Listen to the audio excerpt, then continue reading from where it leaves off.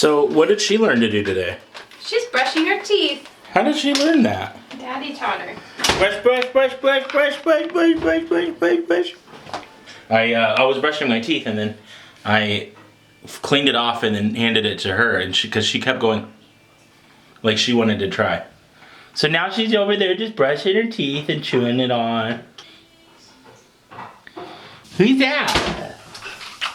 Oh, that's me.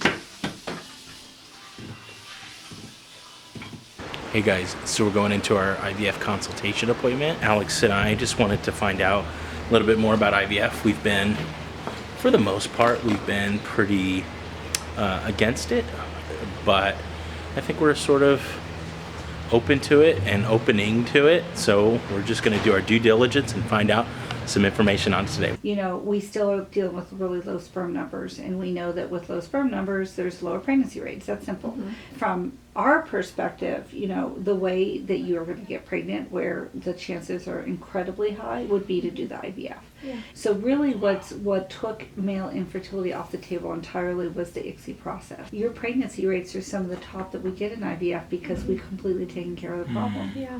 So that's the exciting part of it. Yeah. You know, your endometriosis really won't interfere with this. And would my endometriosis drop our success rate? I believe it will not at all. Yeah. That's great. That's awesome. Yeah. Yeah. And so sometimes in some years it's been as high as 85% with frozen embryo transfers. It's 60% fresh. Yeah, why is the fresh lower? Okay, so this is what we think, is that if you make just one egg per month, your estrogen level is around 300 at the time of ovulation. Well, let's say now we have 15 eggs. Right. Your estrogen's 4,500. Right. And all that estrogen's going to the uterine lining. Yes. Maybe that doesn't make for the healthiest uterine lining. So interestingly, what I've been doing is I've been doing fresh transfers on my poor responders, where they're only giving me 2 to 4 eggs. And they have a great pregnancy rate on their fresh. So the way it works is it's about 12 days of shots. Okay? Yeah. Are they sub-Q? They're sub-Q. I was wondering They're about that. sub-Q. IM injections, I'm a little bit more like, someone's going to have to do that for me. Exactly. You know, you'll get a little bloated before, but I think you're going to do fine. Yeah, I've heard people are like, I feel like I'm 3 months pregnant, which they're like, I kind of like because I've been wanting this for so long. Right. My egg baby. So very precisely, 35 hours after the HCG shot is when we do the egg retrieval. The egg retrieval is very easy. Okay. So it's ultrasound guided with a needle guide attached, with a needle that diameter wise is the same size we use to draw blood. The needle goes in about 1 centimeter. And you're under anesthesia. You have a light sedation. So you're asleep, but you're still breathing for yourself. And, I have no clue what they're talking about. Yeah. The surgery takes about 30 minutes, and then about 4 hours after the egg retrieval is when we do the ICSI and we inject the sperm into the egg. That does not guarantee fertilization. That gets the sperm through the front door. Now we do a different timeline. So the surgery is now considered day 0. Day 1 will be the day that we find out how many fertilized. Day 3 is kind of like a progress report, and then day 5 is the blastocyst. So that's when we typically would either do the transfer or freeze. Because the implantation rates are so high that the only reason to transfer 2 now is because you want twins. Okay. You know, because in the old days, people transfer 2 to guarantee they get 1. Right. Right? But that's not really the case anymore. Only transfer 2 if you want to. I think we should do that. I don't want to. We should do 3. The options, if you think you've completed your family and you have more embryos, are embryo adoption. Or stem cell research. But if you want to keep all your embryos, I mean, you have to ballpark. You know what I'm saying? Like, I have to know what your absolute drop dead max is. See, I would be okay with... Wait, let's do this. Let's take your card, and we're gonna both write down a number on this card. No. Yeah. Oh, I think this is a good idea. This is a great idea. Okay. Yeah, here we go. You're gonna write down your number. I'm gonna write down my number. Well, we already have 1. I know. This is addition to This 1. is in addition to the one you have. Okay. Okay.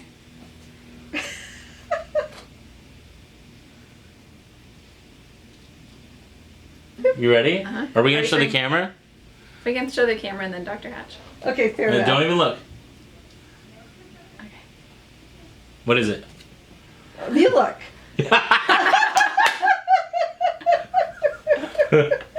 Turn yours upside down. Yours upside down. I mean, that is pretty classic. 9. She lives in the clouds. No, I do live in the clouds. And now that we have I kids, live like, in a very modest reality, but that was a stretch right there. Brittany has 7 and she's I doing want great. a lot of kids. This That's is fine. if We wanna everything adopt goes too, well. like- Yeah, that's my That's your my best case my scenario. main concern with doing more. I still want to adopt. Yeah. Well, and that's the thing. That was the other thing I was going to bring up. I might only want to carry, 2, 3, 4, and that would be it. And then after that, we would adopt. So Okay, so then, Then we wait. need to lower the number. I want minimum of 4, but everything after that, I kind of more want to kind of take it as it comes. Because what I don't want to get you in the position You- is that you have more embryos than what you I want. completely agree with her. Yeah. Completely. I didn't even realize this. Storage fees. But I think the storage for a year is $250, I think.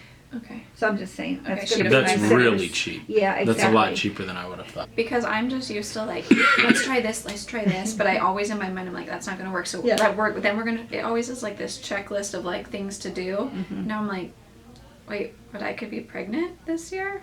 Mhm. Like that's a really bizarre concept. Pretty cool. Before the end of the year. Pregnancy Absolutely.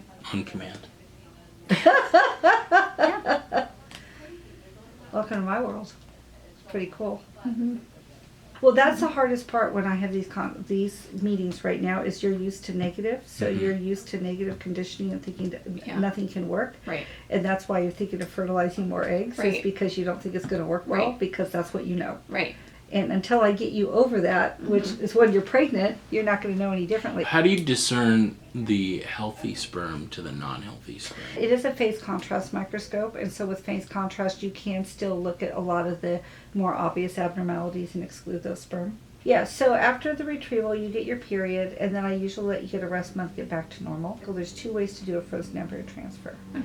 One way is what we call a natural cycle, which is where I let you make an egg, and when you're getting ready to surge, we give you an HCG trigger. A week later, we do the embryo transfer.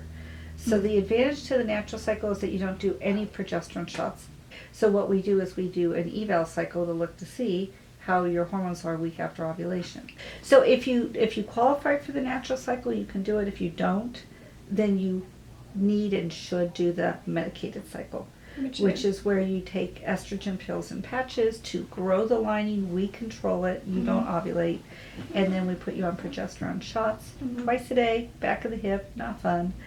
And then the 5th or 6th day of the shots, we do the transfer. It's ultrasound guided, so you actually get to watch the transfer. It's a very special day. Okay. And then you go to your bed rest. Bed rest. Bed rest. Right the day of after the transfer and 3 additional days she's at strict bed rest. She's not doing a darn thing. Oh, really? Yep. I've heard of that and I'm like, oh, I it know, sounds right? so glorious. Can't wait.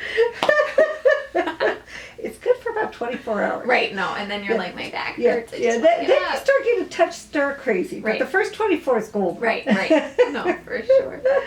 Other than bed rest, there's not anything else you have to like avoid or Wow. You have to go to get yogurt, right. and you have to. Well, I know for IUIs, No, like you she can't. said You bed can't. rest. You have to go to get Yeah. yogurt. Well, I know for IUIs, like you can't have sex. Like you All have to that hot still shower, applies. All the same thing. All the same things apply. Okay. Yeah. Oh, good. Yeah. Philip's like, he had no idea that fertility treatments meant so much not sex. Yeah, I know, right? And I mean, the sex thing's more like, especially with the transfer, is that it can cause bleeding and cramping. Mm-hmm. You know, and 2 things you don't want when you know an embryo's in there. Mm-hmm. So then you can get excited that you're going to do this and get pregnant. I don't even think we're there yet. I think we're still like, okay, and then we're gonna have to do this, and then we're gonna have to do this. Okay, It's well- just not. Well, then that's fine. I'll get excited for you. That's you what can, you're thinking. I know. and then you can join me when you get pregnant. Right. But I'm going to start having fun with the idea now. Oh, and I'll be with you. Okay, thank you. Come on, the stats are crazy. So the only hang up is if you came in on day 2 and you had a cyst. Mhm. And then we couldn't get started. Okay. Okay, or let's say you come in and your follicles are all different sizes. So it's not going to be a good stimulation. Then I may want to put you on the pill for 2 weeks Okay. to get them in a better place. So just emotionally prepare for those things. Okay.